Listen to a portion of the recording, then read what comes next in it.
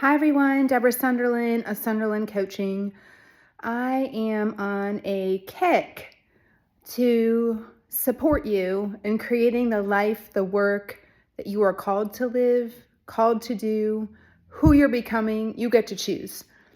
So a friendly reminder to myself is it's almost 12 years ago that I found myself fighting for my life, racing my bike as a competitive cyclist in a race. Was not supposed to live in this race. Long story, but anyway, my brain was so injured, they thought it was gonna not survive. Everything shut down in my body. I started convulsing, plus all the other injuries I had from that, but the brain was the main thing. And when I was about to finally walk out of that hospital, the first hospital I was in there for a month, and then I was going to another hospital, and then I was going to rehab for 7 months. That neurosurgeon at the first hospital looked at me as he's plucking staples out of my skull that I didn't realize were there. He said, "Your brain is going to take at least 3 years to heal. You are very injured." And I looked at him and I made the immediate decision to not claim that as mine. That thought that it will take me 3 years to heal. And I looked at him and I said, "Hell no, it will not." We know that there are lots of people who are way smarter than us and studied fields that we have never studied or might have wanted to do that, but we didn't, or whatever it is. Clearly, doctors have a lot of wisdom on how the body works and how it heals. And clearly, we mostly believe our doctors. But the point is, I want you to listen to yourself as to what works for you and what doesn't, because medicine is a practice. And whatever the practice is when someone's talking to you, I want you to listen to yourself and do I have a yes? Do I believe in this? Is this something my heart believes in, my body says a yes to, and lastly, my mind?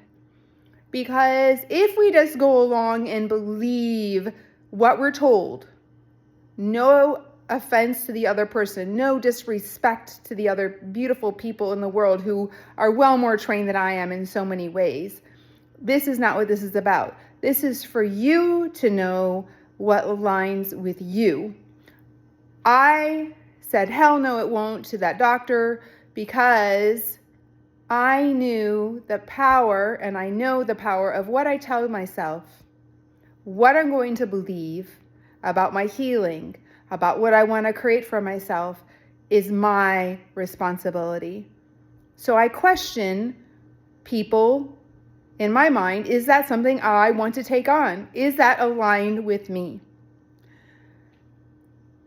I was back on my bike, back where I was with my power.